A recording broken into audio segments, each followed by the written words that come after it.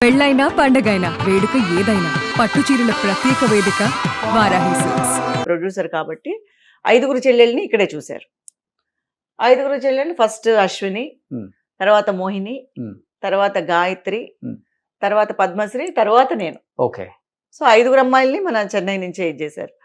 So first అన్నా చెల్లెళ్ళ story అని చెప్పారు. హిట్లర్ అని ఇది మన మలయాళంలో వచ్చింది. ఇది మలయాళంలో వచ్చింది, రీమేక్ అన్నారు. అప్పుడు మలయాళం సినిమా కూడా చూడలేదు. మనకి చిరంజీవి గారి పేరు చెప్తే ఇంకే సినిమా చూస్తాం.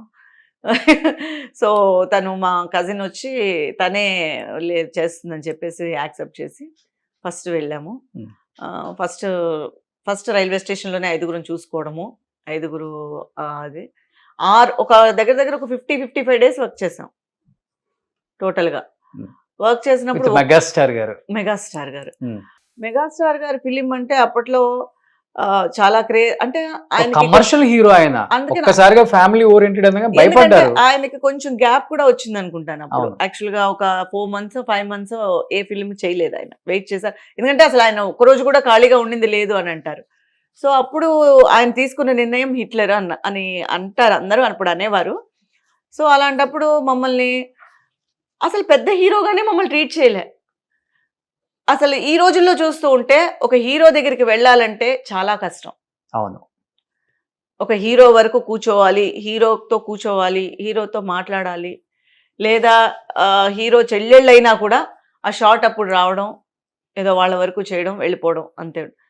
ఆ రోజుల్లో మమ్మల్ని నిజంగానే ఒక చెల్లెళ్ళ ఫీల్ ఆయన కలిగించడం కోసం, మాలో ఆ నటనలో ఆ ఇది రావడం కోసం, ఆ భయం ఉండకూడదు అని ఆయనకి, మాకు ఆ భయం ఉండకూడదు ఆయన చూసి అని చెప్పి ఆయన మాతో బాగా మాట్లాడేవారు.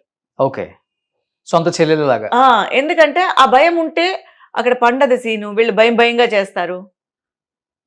సో అలా కాకుండా ఆయన పొద్దున్నే వచ్చి తిన్నావా అని అడగడం, మామూలుగా జోక్స్ వేసుకొని రావడం, బ్రహ్మానందం గారి సెట్కి రావడం, నవ్వుకోవడం, ఇవన్నీ ఏంటంటే ఆ వాతావరణాన్ని ఎక్కడా ఒక భయంగా ఉండే భయంగా కూర్చోవడం, షార్ట్కి వెళ్ళడం అలా కాకుండా ఫ్రీగా, అందులో తెలుగు తెలిసిన అమ్మాయి నేను ఒక్కదాన్నే ఉండేదాన్ని. ఓకే. నాకు విజువల్గానే కొంచెం తెలుగు బాగా అర్థం అవుతుంది కాబట్టి వాళ్ళు వేసే ప్రతి జోక్కి ఎక్కువ నవ్వుకుంటూ ఉండేదాన్ని. అంటే నాకు హ్యాపీగా ఉండేది, అర్థం అవుతుంది. వీళ్ళందరికీ కొంచెం అర్థం అయ్యేది కాదు. వీళ్ళు కొంచెం నేను ఎక్కువ ఇన్వాల్వ్ అయిపోయేదాన్ని, నాకు చాలా హ్యాపీగా ఉండేది. ఓకే. సో ఆయన కూడా అందరూ కలిసి భోజనం చేయడం చాలా గొప్ప విషయం. మొత్తం ఆయనకు వచ్చేది అంత ప్రొడక్షన్, అందరూ పెద్ద ఆర్టిస్టులు ఇండ్ల నుంచి వచ్చేది, అందరూ ఒకే చోట కూర్చునేవాళ్ళం కొన్ని రోజులు. ఎక్కడో కానీ కొన్ని లొకేషన్స్ లో అయితే ఒకటిగా కూర్చునేవాళ్ళు. ఓకే. కొన్ని లొకేషన్స్ లో వాళ్ళ వసతికి తగ్గట్టుగా మాక్సిమం ఒకరోజు తిన్నా కూడా చాలు కదండి. ఇప్పుడు పెద్దవాళ్ళతో అలా ఉన్నప్పుడు రౌండ్ గా అందరూ కూర్చొని ఒక్కరోజు తిన్నా కూడా అదొక పెద్ద మెమరీ. సో అలా మమ్మల్ని మాలో భయాన్ని తీసేసి, ఈవెన్ ఒక షాట్ లో కూడా అది చిన్న మిస్టేక్ నేను చేస్తూ ఉంటే కూడా దాన్ని ఆయనే కరెక్ట్ చేసి, ఆయనే చెప్పించి, ఆయనే ఇది చేశారు. ఓకే. అంటే అలా మిస్టేక్ని వదిలేయచ్చు, అమ్మాయికి రాలేదు అని వదిలేయచ్చు, లేదా డైరెక్టర్ చూసుకుంటారు అని వదిలేయచ్చు. వాళ్ళతో పాటు ఈయన కూడా ఇన్సిస్ట్ చేసి ఇలా చేయి అని చెప్పి, అదే అసలు ఆ ఫీలింగ్ లేకుండా 55 days జరిగిపోయింది మాకు. ఓకే. అసలు పెద్ద హీరోతో చేస్తున్నాం మేము అని కాకుండా మాకు చాలా ఈజీగా ఉండేది, క్యాజువల్ గా ఉండేది. ఆయన అలా ఉండబట్టే సినిమా అలా పండింది అది థియేటర్ లో. అది నేను అనేది. ఎందుకంటే లేకపోతే మేము భయంగా చేస్తుంటే మేబీ అంత ఒకే ఫ్రేమ్ లో నుంచున్నా కూడా అందులో కూడా ఏదో ఒకటి చేయాలి కదా. మేమేం పెద్ద డైలాగులు చెప్పక్కర్లేదు, కానీ ఆ ఫ్రీగా ఉండాలి కదా. ఆ ఫ్రీనెస్ ఇచ్చింది ఆయన. అలాగే రాజేంద్ర ప్రసాద్ గారు నవ్విస్తూనే ఉండేవారు. ఈ బావా మరుదుల సరసాలన్నీ అక్కడే జరిగేవి. సో ఆబ్వియస్లీ నవ్వు మొత్తం సెట్ అంతా. ఆయన ఏదో ఒకటి నవ్విచ్చేవారు, ఏదో ఒకటి ఇచ్చేసేవారు. మేమంతా హ్యాపీగా నవ్వుకుంటూ ఉండేవాళ్ళం. అసలు ఎలా జరిగిపోయిందో తెలియదు. కానీ 55 days సొంత అన్నలాగే ఫీల్ అయ్యారు కదా. ఫంక్షన్కి వెళ్ళినప్పుడు నాకు ఇంకా గుర్తు, ఒంగోలులో రైల్వే స్టేషన్ లో దిగాం, ఫంక్షన్ కని వెళ్ళాం. ఆయన మమ్మల్ని ప్రొటెక్ట్ చేశారు. ఓకే. అంటే వీళ్ళు అలా వెళ్ళిపోతే వాళ్ళకి ప్రొటెక్షన్ ఉండదు అని చెప్పి, ఇలా ఇక్కడికి రండి, ఇలా దగ్గరికి రండి, ఎక్కడికి ఎలా వెళ్ళకండి, ఇలా వెళ్ళకండి అని ఆయన పక్కనే మమ్మల్ని పెట్టుకునేవారు. ఓకే. ఎందుకంటే మేము అలా వెళ్ళిపోతే ఎవరో ఒకళ్ళు కవర్ అయిపోతారు, మళ్ళీ వాళ్ళకి ప్రొటెక్షన్ ఉండదు అని ఆయన ఎక్కడైతే ఉన్నారో మమ్మల్ని కూడా చుట్టూ పెట్టుకునేవారు. సూపర్. మళ్ళీ అలాగే ట్రైన్ లో కూడా ఒకటిగా వెళ్ళాం ఫంక్షన్స్ కంతా. సో అందరితో ఫ్యామిలీ మెంబర్స్ తో మాట్లాడడం కానీ అంత అదే చెప్తున్నాను కదా, ఒక ఫ్యామిలీగానే అప్పుడు జరిగింది చరణ్ మొత్తం. గారు ఎంత ఉంటారు? చాలా అప్పుడు చరణ్ గారిని చూడలేదు. ఆ. అప్పుడు పవన్ కళ్యాణ్ గారి ఎంట్రీ, ఓకే. ఇక్కడ అమ్మాయి అక్కడ అబ్బాయి. ఓ మేము ఫస్ట్ ప్రివ్యూ చూసింది మేమే, ఓకే. ఎందుకంటే హిట్లర్ జరుగుతున్నప్పుడే అది కరెక్ట్ గా రెడీ అయింది. ఆ. మమ్మల్ని అందరినీ ప్రివ్యూకి తీసుకెళ్లారు చిరంజీవి గారు. చిరంజీవి గారు. ఓకే. వాళ్ళంతా ఫస్ట్ సినిమా అంటే చాలా మంది వెళ్ళారు, దాంట్లో మేము వెళ్ళాం, రివ్యూకి వెళ్ళాము. హిట్లర్ ప్రివ్యూ జరిగినప్పుడు హిట్లర్ ఫస్ట్ ప్రివ్యూ చూసింది హిట్లర్. ఓ మా కోసము చిరంజీవి గారి కోసము మా కోసమనే వేశారు. ఓ సూపర్.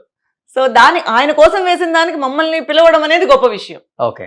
కానీ అన్ని రోజులు 55 days యాజ్ ఎ బ్రదర్ గా మీరు ఆయన్ని ఫీల్ అయ్యి గుమ్మడికాయ కొట్టేసి హిట్లర్ అయిపోయింది అనగానే బాగా ఎమోషనల్ అయిపోయి ఉంటారు. ఇంకా అంటే దాని ఎఫెక్ట్ అప్పుడు తెలియకపోయినా మనం ఎప్పుడైనా వెళ్ళొచ్చు అని అనుకునేదాన్ని.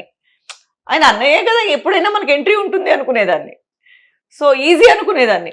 చిరంజీవి గారిని కలవడం అనేది మనకు తెలిసిన విషయమే కదా, పెద్ద ఎప్పుడైనా అనుకున్నాము. At the same time Hyderabad Chennai వల్ల ఆ ఫీలింగ్ కూడా రాలే, ఎందుకంటే ఆయన అక్కడ ఉన్నారు కదా. ఎప్పుడైనా ఇక్కడ ఉన్నప్పుడైనా కొంచెం అలా అలా అనిపించేది. నేను హైదరాబాద్ లో ఉంటేనా సరే వెళ్దామా ఎప్పుడైనా చూద్దామా అనిపించేది. సో ఇక్కడ ఉండే దానివల్ల సో అక్కడ ఉన్నారు కదా, ఫిలిమ్స్ లో బిజీగా ఉంటారు కదా ఎవరి వరకు, అందుకని వెళ్ళాలి అనే సందర్భం కూడా కుదరలేదు. అప్పుడప్పుడు అన్నయ్య ఇంటికి వెళ్ళొస్తారా మరి? ఎక్కడ అదే చెప్తున్నాను కదా, లోకల్ గా ఉంటే ఆ థాట్ వచ్చి డెఫినెట్ గా దానికి వెళ్ళాలి అనిపించేదేమో. మనకి ఆయన అక్కడ ఉండిపోయారు, మేము ఇక్కడ ఉండిపోయాం. హైదరాబాద్ వచ్చినప్పుడు వెళ్ళొచ్చు కదా. వెళ్ళొచ్చు కానీ ఎక్కడ ఆపేది ఎవరు? వెళ్తే ఆయన ఇంటి గేట్లు ఎప్పుడు తెరిచే ఉంటాయి. కాదండి, వెళ్తే తెలుస్తుంది ఆపుతారో ఆపరో. వెళ్ళలేదు, అది ఆ ఎక్స్పీరియన్స్ పొందలేదు మనం. కానీ ఎక్కడ కనిపించినా ఇప్పటికీ పేరు గుర్తు పెట్టుకొని ఎలా ఉన్నావు అని అడుగుతారు. మొన్న జెమినీ అవార్డ్స్ జరిగాయి లాస్ట్ ఒక 3 years బ్యాక్. నేను బెస్ట్ అవార్డు తీసుకున్నాను, మదర్ ఇన్ లా అవార్డు తీసుకున్నాను. ఆయన వచ్చారు, నేను అప్పుడు వెళ్ళాను. వెళ్ళి విష్ చేసినప్పుడు ఎలా ఉన్నావు, ఏమేం జరుగుతున్నాయి, బాగున్నావా, అంతవరకు చాలు, హ్యాపీ.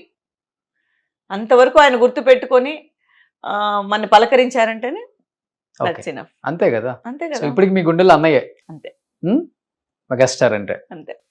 మళ్ళీ అవకాశం వస్తే మళ్ళీ యాక్ట్ చేసే ఈసారి అసలు పూర్తిగా వినియోగించుకోవాలి, యాక్చువల్ గా సద్వినియోగించుకోవాలి. అప్పుడు వాల్యూ అంటే చిన్నతనం కాబట్టి తెలియలేదు, ఇప్పుడు నిజంగానే ఒక చిన్న రోల్ వచ్చినా చాలు. అంతే కదా. డెఫినెట్ గా గుర్తు పెట్టుకొని పిలుస్తారు. ఇన్ కేసు ఎక్కడన్నా షార్ట్ రీల్ మీరు వచ్చిందంటే పిలిస్తే అదృష్టవంతులమే. ఓకే. ఇప్పుడు ఏం చేస్తున్నారు 5 sisters? మీ హిట్లర్ 5 sisters టచ్ లో ఉన్నారా మీరంతా? అసలుకి అప్పుడప్పుడు అంటే అశ్విని తను సింగపూర్ లో సెటిల్ అయిపోయింది. మొన్న నేను మాట్లాడాను. అవునా? తను సింగపూర్ లో. మోహిని తెలియలేదు కొన్ని రోజులు. ఈ అనుబంధం కొన్నేళ్లు జరిగింది, 2-3 ఏళ్ళు జరిగింది అక్క చెల్లెళ్ళ అనుబంధం. ఏం చేస్తున్నావు. తర్వాత ఎవరికి వాళ్ళకి వర్క్స్ వచ్చి ఎవరికి వాళ్ళకి స్ప్లిట్ అయిపోయిన తర్వాత కొంచెంగా కట్ అయిపోయింది. సో గాయత్రి గారు సీరియల్స్ చేస్తున్నారు. గాయత్రి అప్పుడప్పుడు కనిపిస్తుంది కాబట్టి మేమిద్దరం మాట్లాడుకుంటూ ఉంటాం. మీ ఇద్దరు. సో ఆమె అక్కడ ఉంది. ఇంకా మోహిని ఇక్కడే ఉంటున్నారా? మోహిని ఎక్కడుందో కూడా తెలియదు. అప్పుడు తెలిసేది, ఇప్పుడు తెలియదు. యాక్టింగ్ కూడా లేదు అసలు, ఆమె చేయట్లేదు కదా ఇప్పుడు, ఎక్కడా కనిపించలేదు. ఓకే. సో ఇంకొక ఆమె తర్వాత పద్మశ్రీ అని చెప్పి పొరకాలం చేసినప్పుడు ఇక్కడ. ఓకే. తన పేరు ఇక్కడ రాజశ్రీ. ఓకే. తను మా మ్యారేజ్ అయ్యి సెటిల్ అయిపోయింది. ఓకే.